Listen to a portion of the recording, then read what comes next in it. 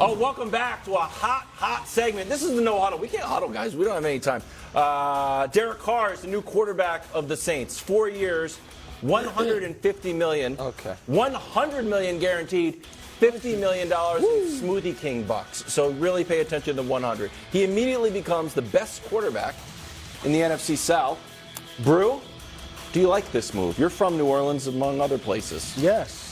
I like it. Look, it's a lot of money. I get Derek Carr hasn't won anything, but look, it's not that much. He's never had a top 19 defense. I know 19. He's had the defense ranked 20th a year or two with the Raiders, and so that's a big part of why he hasn't won. That's journalism background. 19. If I was given that stat, I'd have played back. I would have said he's never had a top 20 defense. Like, y'all remember that? I'm facts, feelings. All right, but anyway. Now he's got a top 5 defense in New Orleans.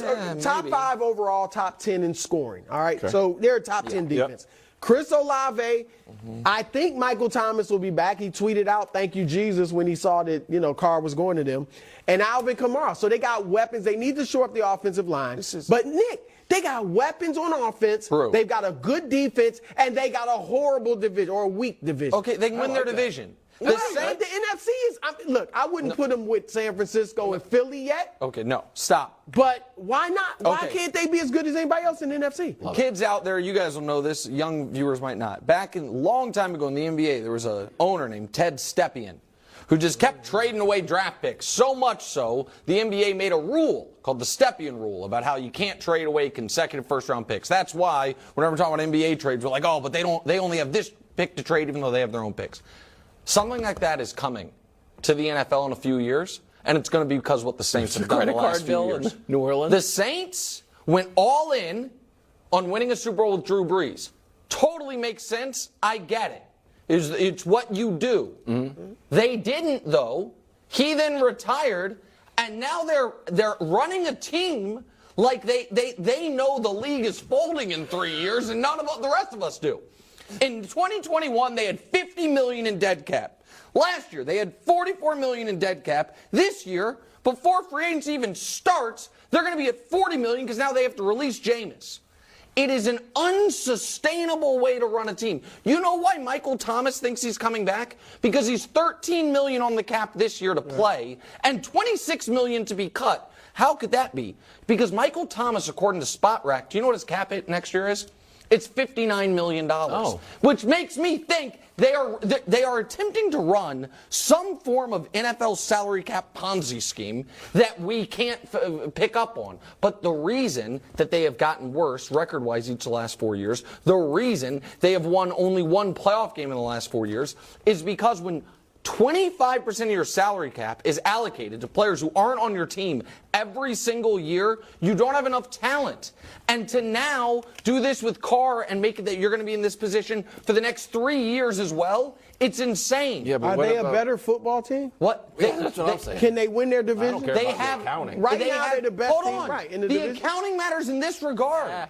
They are further from winning a championship now than if they had taken their medicine and tried to build this thing back up. The people. New Orleans is one of my 3 favorite cities in the world. I love the sports fans there. They deserve to have a team that can actually compete for a championship, not a team that's trying to compete to win the worst division in the league because they won't accept reality. Win the division. This is get in. Something right. happens. That happened with Tampa. That happened with Tampa. And how did it work out for them? You called them boring all year. Oh, yeah. Well, they're boring. They weren't scoring. They were boring. They weren't scoring. They didn't have enough talent. And now they are going to take their medicine. So what do you think New Orleans should have done? I think they should have not stopped trading away first-round picks like they did last year, stop signing overpriced veterans, and rip it down and build it back up. Philly did it. Won a Super Bowl, but ripped it down, built it back up, won another one. A lot of other teams have tried it, and it hasn't worked. Okay, you can stay at the bottom for what they're a long doing. time. I guarantee you won't work. It can't work. You can't compete in a market where you have 25% less dollars every year than everyone else, and they are guaranteeing themselves What if that they future. become a perennial playoff team for the next 3, 4 years, 5 years? New Orleans got one Super Bowl in their whole existence. Right, and I would like to see if they could win another one, and this makes it harder for them. All right, the domino of the Derek Carr deal, because he was flirting with the Jets, is that now he's not on the Jets. So does this mean that Aaron Rodgers is going to the Jets? Or, Brew, I know you're kind of a Rodgers guy sometimes. Let me read this from Diana Rossini. Before Derek Carr grew support in the Jets building, which is gone now, the support, not the building, there were many who were pushing for Jimmy Garoppolo. Worth keeping an eye on as we continue to wait for Rodgers to make a decision. So you got a little Rodgers speculation, you got a little Jimmy G report. Brew, what do you like? Well, Jimmy G wins. All right, he does win, and the Jets are trying to win. He's beaten Rodgers in the playoffs with the last 2 times they met. Here, I'm going to throw this at you, Nick, because obviously Aaron Rodgers is better than Jimmy G and all that. They're not winning a Super Bowl with Aaron Rodgers. Ooh. The Jets Cosign. are not in the AFC. That's right. Okay? He wasn't winning Super Bowl. He hasn't been to a Super Bowl when he was at his apex. And I got news for people. He's not turning the rate or turning around the clock like he did a few years ago. Well, Derek Carr is younger, though. Derek Carr matches with the timeline of Garrett Wilson and the other guys. He's younger. You can build towards him. I know you don't think Aaron Rodgers is leading them to the Super Bowl. So why should I pay him $60 million to do that? I think what they should do, Nick, quickly, I wait to see what the Ravens do with Lamar Jackson. Full court blitz and on go Lamar. absolutely. If they put him on the non-exclusive tag, go ahead and guarantee him a full contract and bring him to New York. You'll contend for the next 5-6 years. Totally agree with that take.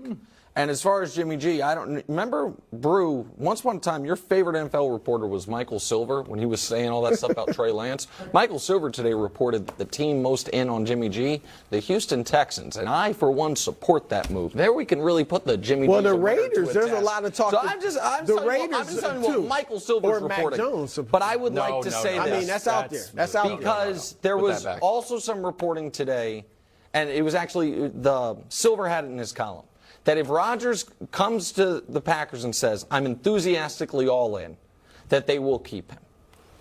If that happens, I think the Jets, who are going to be looking around for a quarterback and might not find one, should trade for Jordan Love. And I actually think for the Jets, all things being equal, I would rather trade for Jordan Love than Aaron Rodgers. I don't hate that. No, because they need a sure thing. He is not a sure thing. But they already gave up on Zach Wilson, so what if Jordan Love doesn't but you're work not out? you're not trading the number 2 pick of the draft. You're not using the same capital, and you would be listen. Aaron Rodgers is the only thing that's a sure thing about Aaron Rodgers is there's going to be a lot of stuff surrounding him, and he's going to be incredibly expensive. As opposed to getting a young guy that you can somewhat develop that is cheap, that you can get for, I think, probably minimal compensation. I think that's a move that the Jets should be looking at, because I liked Carr with them. You know that. And I think Rodgers would not work. Lamar's the best idea, but I don't know if it's going to happen. Lamar's the best idea there. All right, coming up after the break, we're going to talk about the Mavs and also my bubbling take of Baker to the Jets. You like that? Baker to the No. Yeah,